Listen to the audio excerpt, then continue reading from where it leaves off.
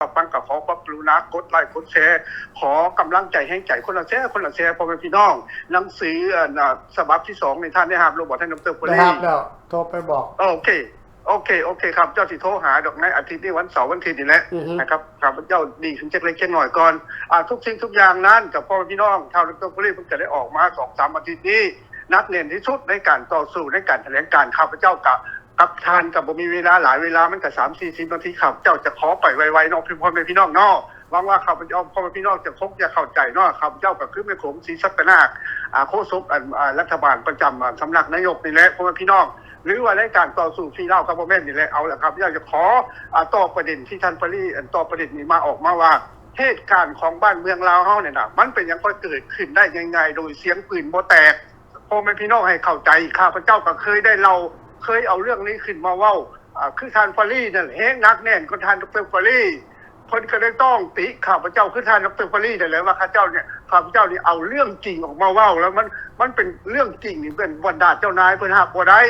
อันนี้พ่อแม่พี่น้องขอให้เข้าใจว่าบ้านเมืองเฮานั่นถ้ามีแต่ผู้เล็กผู้น้อยมีทหารมีหัวป้องกันประเทศนี่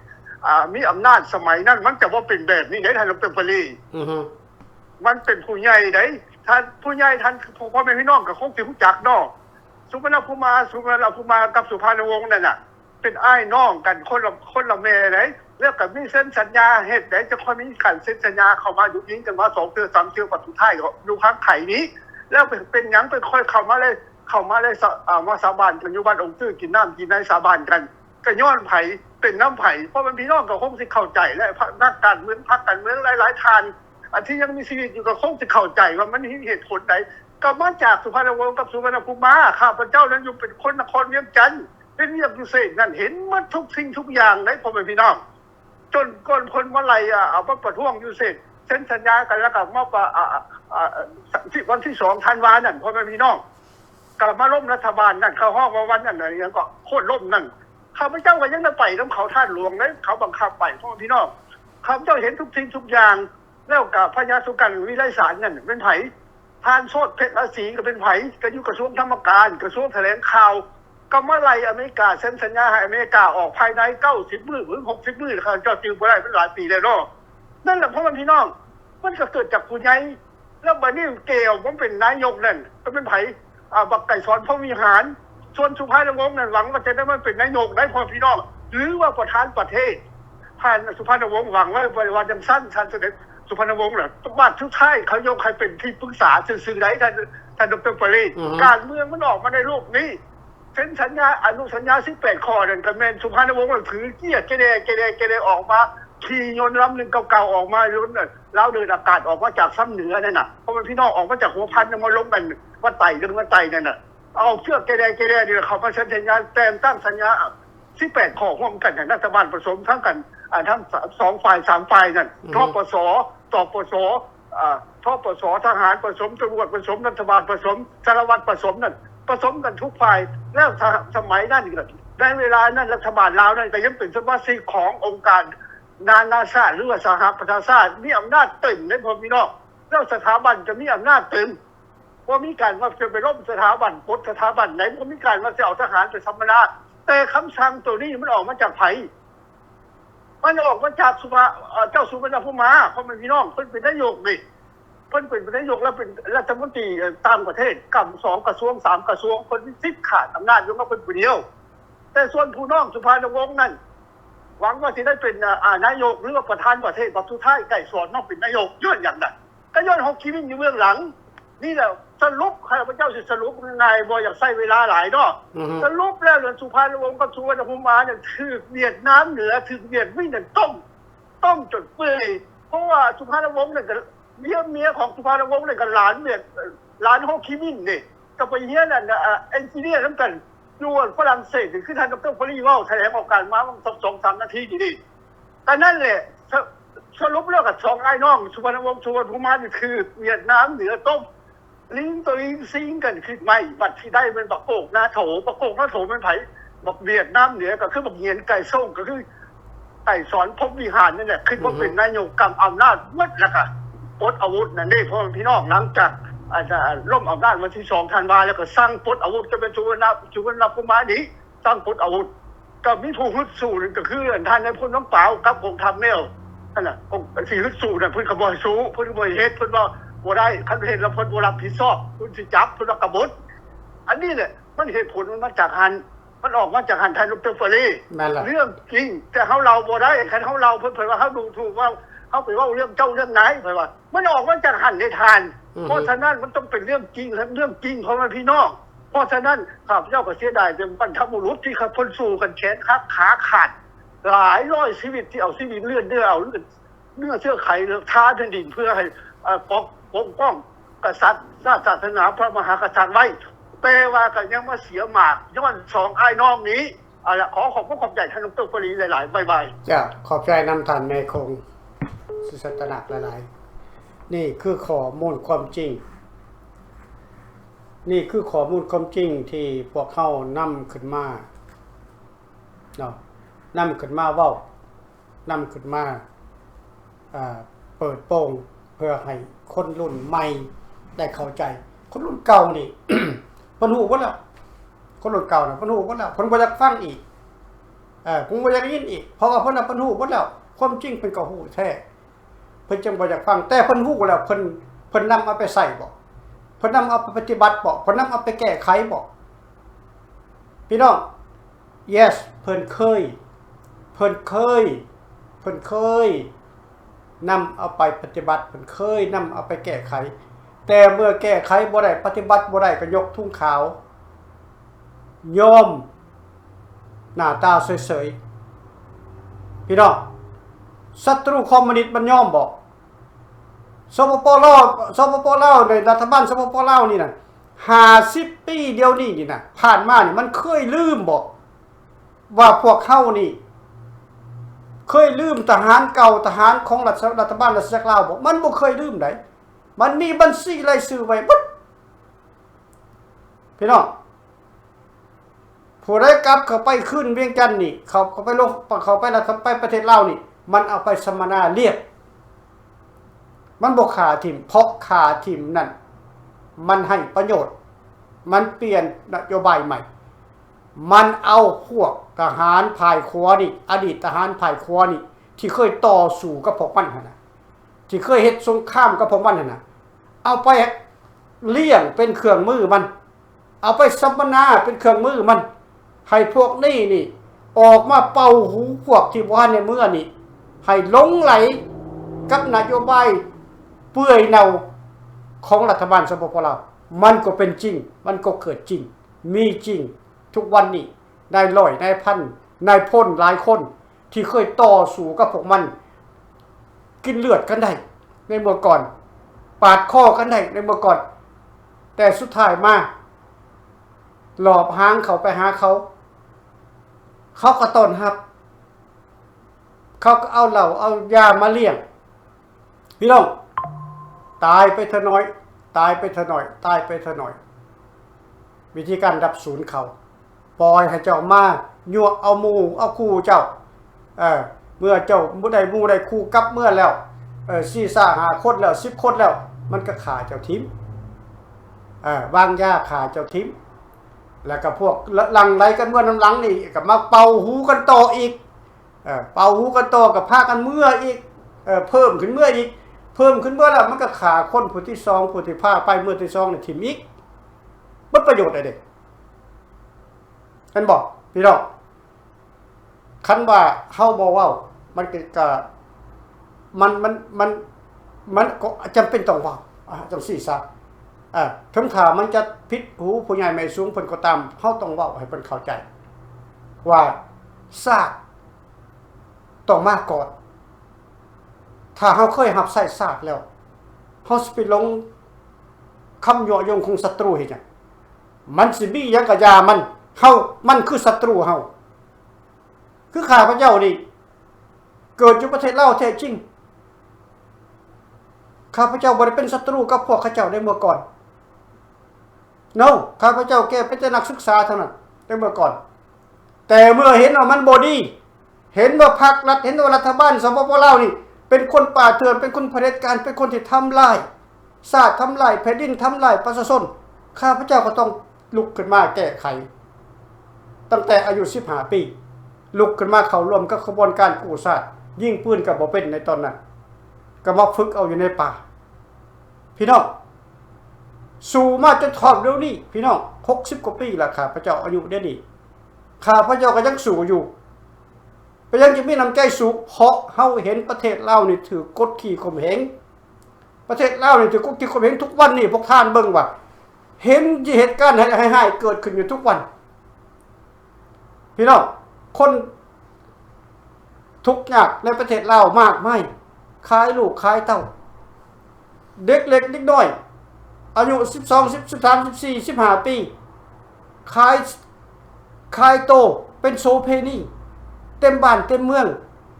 แตกออกจากประเทศไปอยู่ต่างประเทศอีกขายโซเพนีอีกเป็นตัวล้านคนพี่น้องรัฐบาลสปปลาวเคยเป็นห่วงบ่รัฐบาลลาวเคยอยากแก้ไขบ่มีรัฐบาลมิตรเป็นบ้าขายสัมปทาน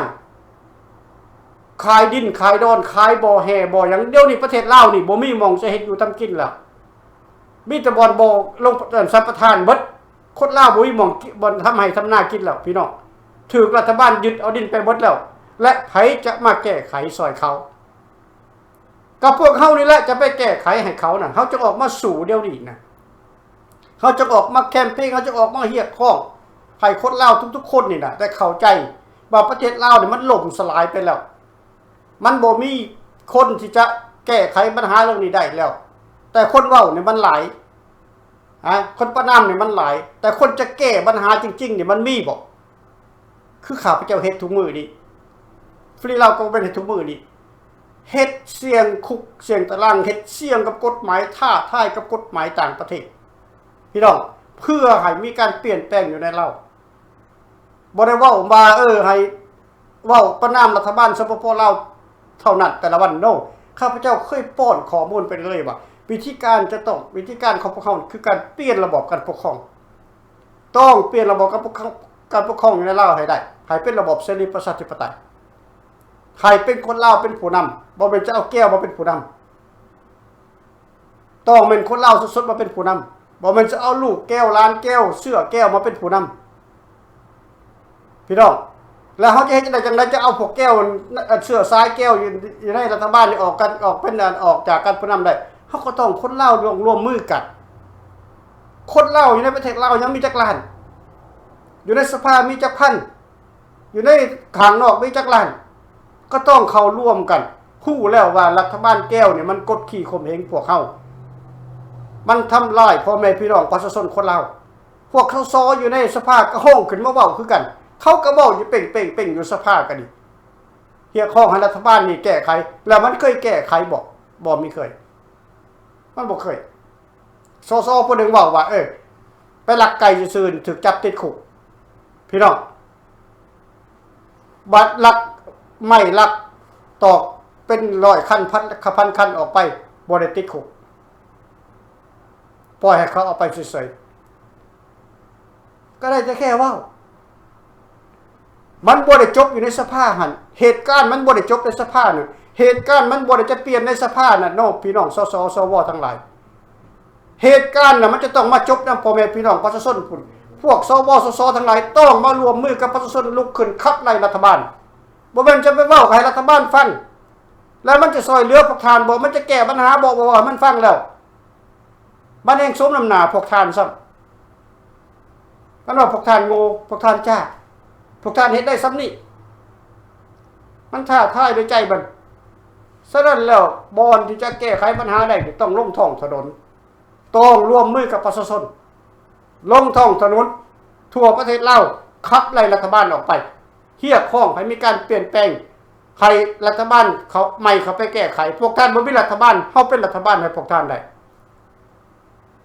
ข้าพเจ้าเคยแจ้งกันไปเรื่อยว่าลีลาวกับบ่เม็ดนี่อยู่เป็นลูกเป็นเสื้อสายของรัฐบาลราชจักรลาวเป็นมูลเสื้อบอกตามภาษาคอมมิวนิสต์เป็นมูลเสื้อมูลเสื้อของรัฐบาลราชจักรลาวโอเคเฮามีอดีตในบรรพบุรุษของพวกเขานี่เคยเป็นเจ้าของแผ่นดินและเคยปกป้องสิท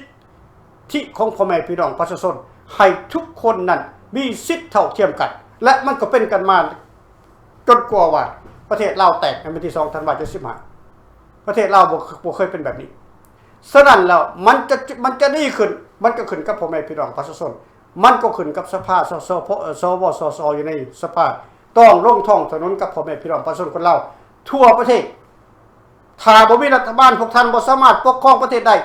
พี่ลาวก็บ่แม่นเตรียมพร้อมที่จะไปพัฒนาและเป็นรัฐบาลให้พวกท่านเฮาเว้าแจ้งปานนี้เฮาเว้าแจ้งปานนี้เฮาบ่ได้กลัวบ่ได้ย่านกับกฎหมายของสปปลาวถ้าสปปลาวแน่จริงเอากฎหมายเข้ามาเว้ากันแม่กฎหมายข้อใดพี่น้องอย่าลืมว่าโครงการ18ข้อสนธิสัญญาเวียงจันทน์วันที่11กุมภาพันธ์73นั่นยังแอคทีฟอยู่ยังมีอายุมีอะไรยังอนันนาขอหับสายเอาเสเลยทานไม่คงโอเคขอขอบใจแล้วขอรบกวนเวลาอีกจัก 2-3 นาทีแต่ดร.ไปเลยประเด็นที่ท่านแถลงออกมาเมื่อกี้นี่สำคัญที่สุดเกี่ยวกับกันกับว่าสภาเนี่ยนะสวเนี่ยนะสวสภาเนี่ยเขาคุมหัวใจในการบริหารไว้50 ปีแล้วอันข้าพเจ้าขอส่งข่าวหรือประกาศให้พ่อพี่น้องลูกหลานเราอยู่ในหรือว่าสวอยู่ในสภานั้นเขาคุมพ่อแม่พี่น้องเอาเข้าไปไว้ในสวอยู่ในสภาเก็บ200-300 กว่าคนนั่นคือการถือควบคุมครอบงำในด้านกฎหมายลูกประกันอันไก่สอนอยู่ฮันนี่ประกันอันนั่นอยู่ฮันนี่ 2-3 คนนั่นเขาคุมสภาอยู่นั่นเขาคุมพ่อแม่พี่น้องได้ 2-3 คนนั่นบ่มีสิทธิ์บ่มีโอกาสบ่มีอำนาจได้แต่ยืนขอถามแต่บ่ได้คำตอบเพราะฉะนั้นพวกทาน6 ล้าน 5 ล้านน่ะอยู่ทั่วประเทศทั้งเหนือฮอดใต้เลยน่ะมีสิทธิ์ขึ้นลุกขึ้นใช้อำนาจลุกขึ้นประท้วงมันควบคุมทันบ่ได้พ่อแม่พี่น้องบ่ได้พ่อแม่พี่น้องนั้นเป็นเจ้าของประเทศเป็นเจ้าของแผ่นดินบ่แม่น12-13 โตคนหรือว่า 3-4 คนอยู่ในสภาลูกบักไก่สอนนั้นควบคุมพวกทานนั่นแหละมีสิทธิ์อำนาจลุกขึ้นว่ามันบ่ถูกต้องถูกครอบงำถูกเอารัดเอาเปรียบเอาผสมภาษีถูกมาจบเอากุดบ่แฮแลบ่ค้ำประมาณ5-60 ปีที่เข้าแล้วพ่อแม่พี่น้องนั้นลุกขึ้นได้แล้วเปลี่ยนความคิดเปลี่ยนสมองเปิดหูเปิดตาฟังคักๆแล้วก็ลุกขึ้นได้แล้วแล้วก็สวทหารตำรวจข้าราชการนั่นคือการเปิดหูเปิดตาได้แล้วอย่างงมงายลุกขึ้นพร้อมกับประชาชนนั่นทั่วประเทศนั่นมันกระจบท่านจบพ่อแม่พี่น้องเอาขอบใจท่านดร.ไปเลยอีกทีนึงบ๊าย ขอบใจ นั่นแหละพี่น้องทิ้งทุกวันที่เขาออกมาเฮียข้องนี่นะเพื่ออย่างเพื่ออยากให้ศาสตร์ลาวนี่กลับมาเป็นของคนลาวเดี๋ยวนี้ลาวบ่มีศาสตร์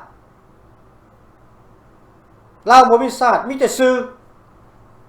หลายคนว่าบ่มีศาสตร์จะได้บ่มีศาสตร์มีแต่สื่อลาวเท่านั้นแล้วก็สื่อที่นานาศาสตร์ทุกๆประเทศอ้อมประเทศข้างบ้านถือเขาดูถูกถือเขาดูหมิ่นไอ้เล่าตาขาวไอ้เล่าหน้างงเขาดูถูกเขาดูหมิ่นมาตลอดเจ๊แก้วมันก็ดูหมิ่นคือกันแต่เล่าเฮาบ่ยอมเสียเปรียบยังบ่โตนี่เด่นยังบ่โตนี่ดียังบ่โตนี่หังยังโตบ่มีบ่โตนี่เนื้อเขาพี่น้องยอมรับความจริงซะยอมรับความจริงถึงเวลาที่จะต้องเปลี่ยนแปลงระบบการปกครองอย่างแท้จริงแล้ว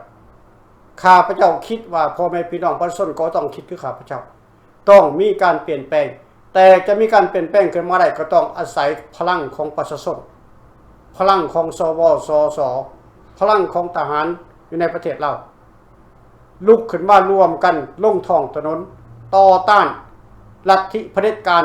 ของคอมมิวนิสต์แก้วแดงที่เข้ามาครอบครองเราเป็นเวลา50 ปีพวกเขาบ่สามารถเพราะพวกเขาอยู่ไกลเกินควรพวกเขาบ่สามารถดังนั้นพวกท่านจะต้องเป็นผู้ลงมือพวกเขาจะต้องแก้ไขทางด้านกฎหมายเพราะการต่อรองบ่ได้อยู่ในประเทศลาวบ่อนเดียว ต้องต่อรองกับสหประชาชาติมันจึงจะเป็นเรื่องเป็นเล่าขึ้นมาภายหนึ่งต้องต่อสู้อยู่ในประเทศภายหนึ่งต้องสู้อยู่นอกประเทศเพื่อเรียกร้องขอความเป็นธรรมจากนานาชาติพวกท่านก็เห็นโลกในปัจจุบันนี้มันเปลี่ยนกันไปเบิดในโลกนะอเมริกานี่เคยเป็นประเทศที่ว่าทั่วโลกพี่น้องทั่วโลกนิยมชมชอบทั่วโลกที่ได้อยู่เคยอาศัยแต่เดี๋ยวนี้อเมริกาเปลี่ยนไปแล้วดังนั้นเหตุการณ์ทั่วโลกมันก็ต้องเปลี่ยนลาวก็ต้องเปลี่ยนจะไปก้มอนันต์นาคุเข่าก้มหน้าเป็นขาทาสของแก้วแดงได้จังได๋ประเทศลาวเป็นของไผดินดอนตอนหญ้าอยู่ในแผ่นดินลาวเป็นของไผบ่แม่นของพรรครัฐแม่นของประชาชนแต่ถูกพรรครัฐยึดเอาไปถูกพรรครัฐจูดเผาในปัจจุบันนี้พรรครัฐจูดเผาอย่างนักเหนือใต้บ่อนใดที่ว่าพรรครัฐต้องการสัมปทานให้เจ๊กให้แก้วพรรครัฐก็เอาไฟไปจุดขับไล่เนื้อที่จูดไล่เนื้อที่บ่เอาดับเพลิงมาหมดมาหยัง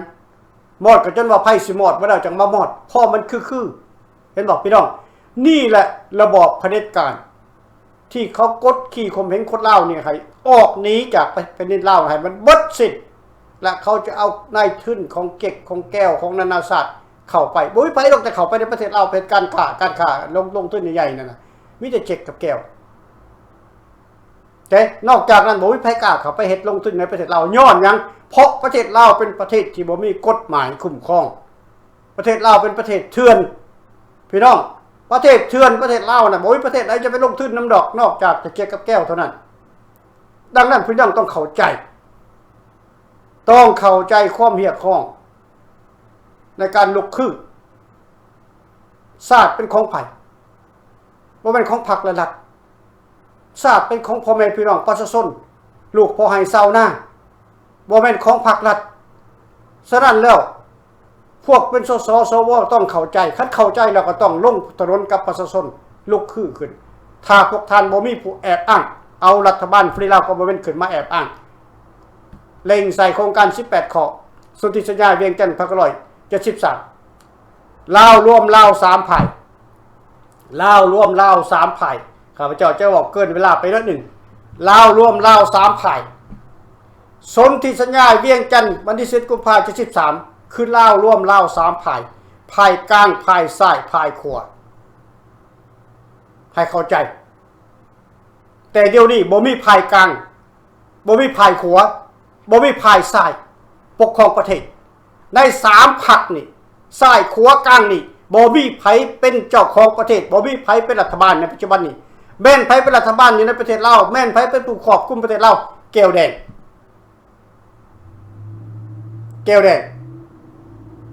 ไปใช้บท3พรรคการเมืองนี่พี่น้องถือเข้าไล่ฆ่าที่หมดถือเขาเอาไปฆ่าที่หมดพวกที่ยังเหลืออยู่เริ่มแรกเขาก็ไล่พายขวาจัดออกไปก่อนต่อมาเขาก็ไล่พายเป็นเอาเป็นกลางบ่ว่าไล่ขออนุญาตเขาเอาพายขวาไปฆ่าทิ่มก่อนเขาเอาพายขวาไปฆ่าแล้วดับศูนย์ทิ่มก่อนหลังจากเขาดับศูนย์พวกพายขวาหมดแล้วเขาก็เอาพายกลางไปฆ่าทิ่มเอาพายกลางฆ่าทิ่มหมดแล้วใกล้ซ้อนแก้วใหญ่มันก็เอาพายซ้ายไปฆ่าทิ่มเหลือบ่พายซ้ายคนของสุภาพนิวงศ์มีจักคนเดียวนี้ที่เป็นพรรคของสุภาพนิวงศ์แท้ๆบ่มีพวกเหลืออยู่ก็ขึ้นกับแก้วหับใส่แก้วเป็นลูกน้องแก้วบ่ได้ว่าเป็นลูกน้องสุภาพนิวงศ์เป็นลูกน้องใกล้ซ้อนเห็นบ่เข้าใจตื่นพี่น้องคนลาวของเฮาตื่นคนลาวในปัจจุบันนี่ตื่นต้องตื่นพี่น้องพวกท่านคิดว่าพายซ้ายนี่เป็นคนลาวมันแม่นจริงในเมื่อก่อนแต่เดี๋ยวนี้บ่มีพายซ้ายพายสุภาพวงศ์ที่เขามายึดอำนาจนั่นเขาขาที่หมดแล้วเป็นรุ่นสุดเขาขาพายสุภาพวงศ์โอเคเขาขาพายขวาก่อนดับศูนย์พายขวานี่9 ปี 10 ปีเขาดับศูนย์เสื้อสาดพายอันนั้นญาติวงศ์ของพายขวา10 ปีเต็ม หลังจากเขาดับศูนย์พวกภายครัวเรียบร้อยเมื่อแล้ว10 กว่าปีแล้วเขามาดับศูนย์พวกภายกลางภายกลางก็แตกขึ้นก็ออกมาอยู่ต่างประเทศเห็นบ่พี่น้องภายกลางบ่ตายหลายเพราะตื่นตัวก่อนออกก่อนบ่ได้ถูกจับหมากไหม้บ่ได้ถูกขาหมากไหม้คือภายครัวตกมาภายซ้ายภายสุภาพวงศ์ภายสุดท้ายพี่น้องเขาก็ขาสุภาพวงศ์ทิ่มแล้วก็ลูกน้องของสุภาพวงศ์ก็ให้ยอมจำนนเขาบ่ขาทิ่มพวกนี้แต่เขาบังคับให้เขาหับใส่เป็นลูกน้องของแก้วแดงจังเดียวนี่มันจึงเป็นแก้วไปเบิดแล้วพวกท่านอาจจะบ่คิดถึงข้อนี้ดอกข้าพเจ้าพันตรงว่าบ่มีคนเล่าคิดคือข้าพเจ้าคิดดอกมีแต่ว่าไปบัมซื่อๆบ่คิดถึงว่าปัญหาที่มันเกิดขึ้นมาในประเทศลาวนี่นะมันมาจากไสไผเป็นผู้ต้นตอและไผจะเป็นผู้มาแก้เดี๋ยวนี้มีไผจะมาแก้ขอถามพวกท่านว่ามีไผจะมาแก้มีไผจะมาขับไล่พวกแก้วแดงออกจากอำนาจการปกครองในประเทศลาวมีบ่มีจักคนข้าพเจ้ายังบ่เห็นผู้ใดจะออกมาเว้าคือข้าพเจ้าเว้าบ่มีผู้ใดก็ออกมาด่ามาเว้าซื่อๆบ่ได้ทั้งมีนโยบายจะไปแก้ไขปัญหาในลาวนี่ได้วิธีใดบ่มีไผเว้าจักคนมีแต่ออกมาประนามทานทองรุ่นมีแต่ออกประนามทานใครสอนใส่ประนามทานนั่นทานนี่ใส่สูตรซะยังบ่เว้าแต่การจะแก้ปัญหาอยู่ในลาวนั่นน่ะบ่มีก็เป็นการไต่โต๊ะของพวกท่านข้าพเจ้ารอฟังมานี่10 กว่าปีเกือบ20 ปีแล้วว่าพวกท่านนั้นมีการติดต่อภายในพรรครัฐสปปลาวว่าจะมีการเปลี่ยนแปลงจะมีการลุกขึ้น15 ปี16 ปีเข้า20 ปีแล้วข้าพเจ้าก็ยังบ่เห็นว่ามันจะมีลุกขึ้นมื้อใดพวกท่านยังบ้าหลอกให้เขาหลอกใส่เท่าทุกวันนี้ถูกไผก็บ่ต้องเสียใจเนาะข้าพเจ้าบ่ได้เว้าดูถูกพวกท่านครับบ่ได้เว้าเพื่อเหยียบย้ำผู้ใดผู้หนึ่งเว้าเพื่อให้ตื่นตัวอย่าไปหลงให้เขาหลอกใส่อย่าไปเป็นหมูให้เขาใส่พี่น้องหลักการต่อสู้เขามันจะเกิด5 ปีดิถ้าบ่ฮอด5 ปีแล้วแค้นโซ่มันไปโลดอย่าไปยืดเยื้อยาวนานเรื่องการต่อสู้เอาผู้ใหม่ขึ้นมาเลือกผู้ใหม่ขึ้นมาการต่อสู้ว่ามันจะเป็น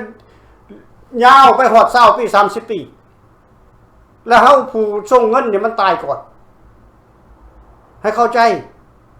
ผู้จักเปลี่ยนแปลงเนี่ยลาวเฮานี่นิสัยใจคอนี่มันหล่ามาตั้งแต่100 ปี1,000 ปีขึ้นหลังพุ่นย้อนเสื้อนี่เสื้อแท้เสื้อว่าเสื้อคนนั่นดอกร่วงนี่ลาวเฮาน่ะว่าผู้ดีๆเดี๋ยวบ่เสื้อบ่สนใจคันผู้ใดบอกดีมวนนี่โอ้ยเว้ามาถึงหูถึงหางเสื้อมีเท่าใดก็จกมีเท่าใดก็ทุบพี่น้องบัดสุดท้ายมาจมเสียใจคันเสียใจแล้วก็ไปตีโพยตีพายให้ผู้อื่นพี่น้องบ่ต้อง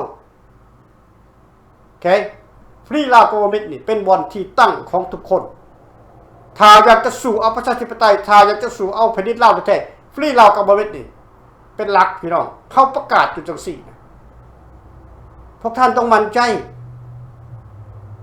ว่าพวกท่านจะสู่บ่เขาอยากสู่แล้วเข้ามาอยู่ในฟรีลาวกอมิตนี่เขาบอกบ่ม่วนดอกเขาบอกบ่เข้าหูดอกว่าเยาะย่องพวกท่านอันนี้บ่แม่นเยาะย่องคำว่าเยาะย่องต้องว่ามันม่วนหวานๆยกย่องท่านจังซั่นยกย่องท่านจังซี่นั่นเขาว่าเยาะย่องอันนี้เฮาบ่ได้เยาะย่องท่านเสื้อบ่เสื้อแล้วเข้ามาในการต่อสู้อยากได้มื้ออื่นมันก็บ่ได้อยากได้มื้ออื่นมันก็บ่ได้ยามใดมันสิได้บ่มีไผฮู้พี่น้องข้าพเจ้าก็บ่ข้าพเจ้าบ่เคยให้กำหนดเวลาว่าจะได้ประเทศลาวมื้อใดเฮาต้องอยู่สู่กันไปใส่นโยบายโครงการ18ข้อนี่เขาแทรกการเมืองอยู่ในประเทศลาวให้มันได้โดยเอาประชาชนคนลาวในประเทศลาวให้เข้าใจว่าลาวรวมลาว173นี่มันมีจริงลาว3พายสายกลางขวาเขารวมกันมันไปใส่เบิดแหละสายกลางขวามันมีบ่มันบ่มีสายบ่มีกลางบ่มีขวามีคอมมิวนิสต์แก้วแดงเต็มอยู่ประเทศลาวเต็มอยู่ในสภาแห่งชาติคู่ตาประธานก็มีก็เบิ่งเอาตรวจเนาะเอามื้อนี้ก็แห้งๆจักหน่อยก็บ่เป็นหยังเพื่อให้คนเฮาตื่นเนาะแล้วก็ตามพี่น้องคนลาวของพวกเฮาทุกคนฝากความคิดความหา ที่ข้าพเจ้าบอกไปในมื้อนี้เนี่ยเอาไปศึกษาค้นคว้าพอลงท้องถนนได้ลงเฮ้ยพบกันใหม่ในมื้อวันศุกร์ขอขอบคุณครับ